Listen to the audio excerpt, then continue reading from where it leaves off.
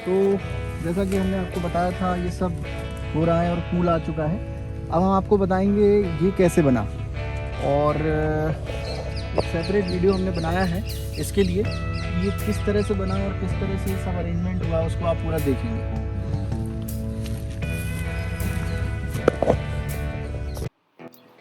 तो आज मैं आपको बताने जा रहा हूँ कैसे ये सेटअप हमने बनाया और किस तरह से एक एक पाइप जुटा जुटा कर हमने ये शेड का निर्माण किया।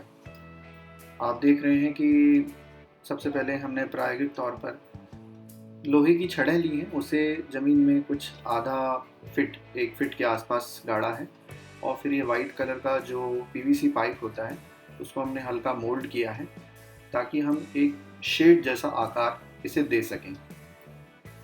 भरे बरसात में हमने इसे ट्राई किया और आप देख रहे हैं इसके सेटलमेंट को देखा जा रहा है कि कितने हिसाब से सेटल हो पा रहा है, नहीं हो पा रहा, हवा से इसका क्या प्रेशर है और इस प्रेशर को ये बियर कर पाएगा, मतलब सहन कर पाएगा या नहीं कर पाएगा।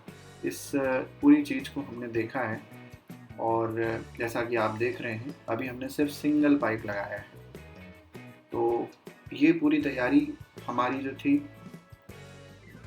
ये भरे बरसात में हमने इस तरह से इसको देखा था कि कहाँ तक ये हमारे मौसम की मार को सहन कर पाएगा।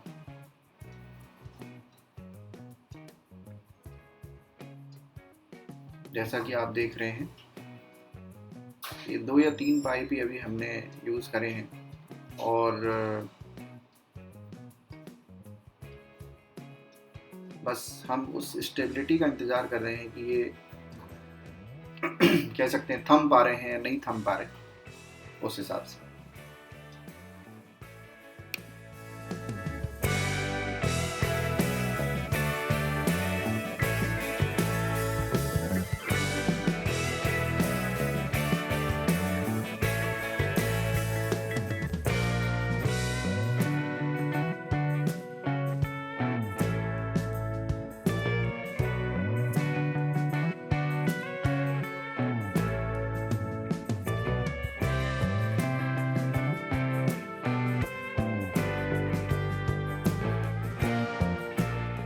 जब हमने ये देख लिया कि ये सभी प्रकार के मौसम की मार को, जैसे तेज़ हवा, तेज़ बारिश को सहन कर पा रहा, तो हमने फिर और पाइप इस तरह के लाए और इसी तरह से सेटअप को इस तरह से बनाया कि करीब करीब 3 मादों की लाइन को ये कवर कर सके। और बहुत ज़्यादा नहीं, हमने सिर्फ 4 मादों में, मतलब 4 या 12 मादों में इसका प्रयोग जो है वो किया कि किस तरह से स्टेबल रहता है कि नहीं।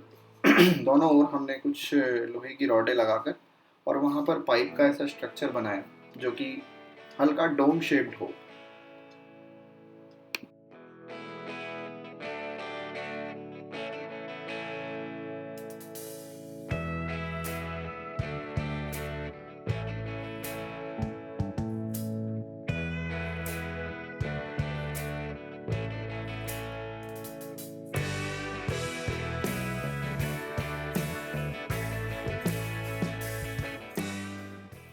तो जैसा कि आप देख रहे हैं हमने लगभग लगभग 8-8 फीट की दूरी पर इस तरह का स्ट्रक्चर खड़ा किया है, जैसा कि हम आपको दिखा रहे हैं। पाइप अभी भी यहाँ पर डले हुए हैं और अब हम ये सोच रहे हैं कि हमने एक डोम तो बना दिया, लेकिन एक डोम से दूसरे डोम को बांधा कैसे जाए, आपस में इन्हें कैसे एक साथ जोड़ा जाए। जैसा कि आप देख रहे हैं, मैं दिखा रहा हूँ, पूरा डोम बन चुका है, पर अब इस डोम को हमें एक साथ भी जोड़ना है।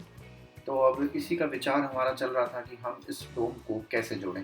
फिर उसके बाद जो हमने सोचा और देखा वो ये है कि अगर हमने एक सिंगल पाइप को लंबाई में बीचों बीच चला दिया, तो आप देख रहे हैं कि एक प्रॉपर स्ट्रक्चर तैयार हुआ। और फिर हमने ऊपर से भी इस पे एक इसी तरह का पाइप लगाया, एक पाइप साइड में और एक और पाइप इस तरफ, मतलब राइट और लेफ्ट में लंबे लंबे पाइप सीधे सीधे, और एक पाइप आप देख रहे हैं कि हमने सीधा बांधा है एकदम स्ट्रेट ऊपर की ओर, जिससे कि ये डोम काफ़ी मजबूती से खड़ा हुआ हमें समझ में आया। जैसा कि मैं आपको दिखाता जा रहा हूँ, हम एक एक जगह इस चीज़ का बारीकी से अध्ययन कर रहे हैं कि कैसे ये स्ट्रक्चर जो है वो प्रॉपरली टिका हुआ है, किस तरह से हम इसको सेट करें कि ये ज़रा भी झूमे ना, झूले ना, लूम ना ले। लेकिन थोड़ा बहुत लूम हमें दिख रहा है।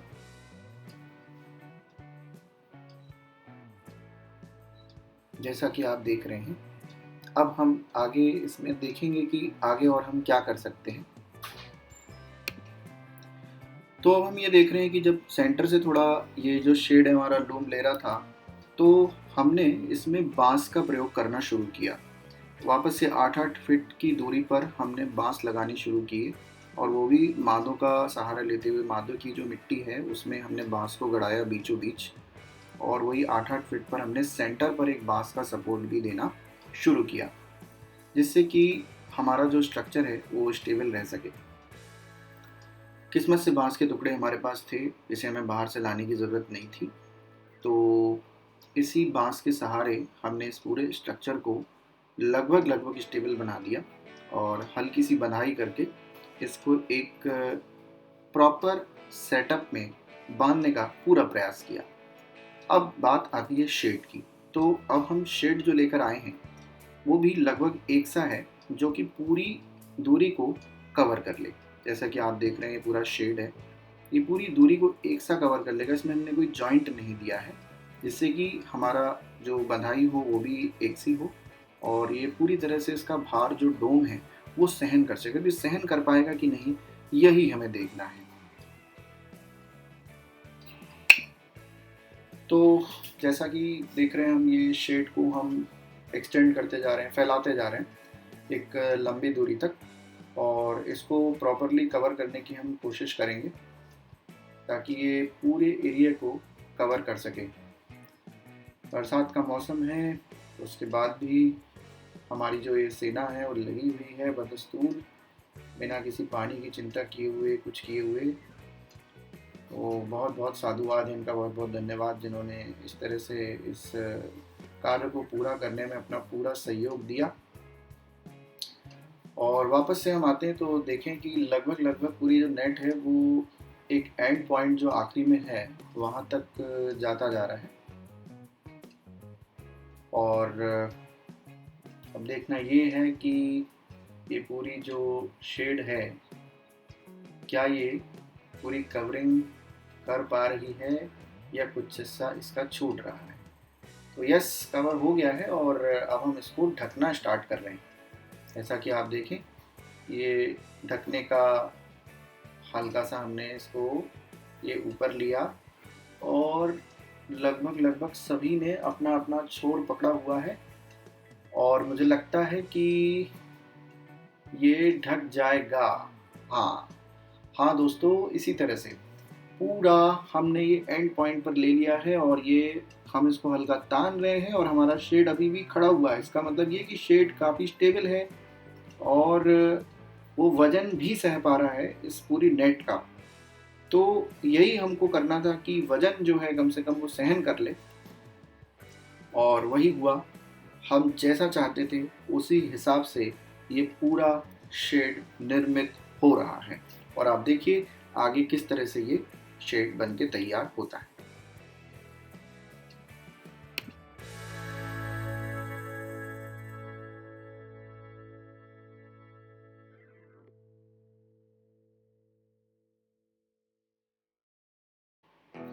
तो हमने यहाँ बंधाई शुरू कर दी है, और जैसे जैसे अब हम इसे बांधते जा रहे हैं तो देखेंगे जो शेड का मैं शेड शब्द का जो प्रयोग कर रहा था, वास्तव में वो ग्रीन नेट है, जो कि अपने को लगभग 70-30 की अपने को शेड देती है। मतलब 70% इसमें ढकाव रहेगा, 30% रोशनी जो है वो आपकी अंदर जाएगी, जिससे कि पर्याप्त जो पौधे हैं उनका फोटोसिंथेसिस की जो प्रोसेस है वो हो सके, तभी प्लांट जो है वो अच्छी तरह से डेवलप होता है। तो हमने इसी तरह से सोचकर इस शेड का निर्माण किया, ताकि उसे लाइट भी अच्छी मिले, और उसको ज़्यादा तेज बरसात का कोई प्रभाव समझ में ना आए। तो यही हमारी पूरी कल्पना थी, और इसी को हमने पूरे इस तरह से बांस और कुछ लोहे की छड़ें, कुछ ये पानी वाले पाइप, इनकी सहायता से हम आप देख रहे हैं कि किस तरह से हमने शेड तैयार किया। बनने के बाद आपको एक अलग ही रूप में ये नज़र आएगा, जो कि आपने देख भी रखा है कि कैसा ये शेड है। देखिए पूरी तरह से बहुत इवनली स्मूथली बहुत आराम से पूरा ढकता जा रहा है, और इसका वजन भी जो पाइप है वो सहन कर पा रहे हैं, और वो एकदम से गिर नहीं पा रहे क्योंकि बंधाई बहुत अच्छी हुई है कहीं ना कहीं। इसके कारण ये पूरा शेड एक लंबे एरिया में आप देख रहे हैं कि जो ग्रीन नेट है वो इस शेड का निर्माण कर पा रही है बिना किसी रुकावट के, बिना किसी व्यवधान के। और ये इस तरह से हमने देखा एक एंड से दूसरे एंड तक कैसे हमने एक छोटा सा शेड बनाया, जिसको हम एक लोकल लैंग्वेज में पॉली हाउस कह सकते हैं। पॉली हाउस तो नहीं कहेंगे, लेकिन हाँ फिर भी कुछ उस जैसा हमने बनाने की कोशिश की, और ये हमारा फाइनल स्ट्रक्चर जो कि बन के तैयार है।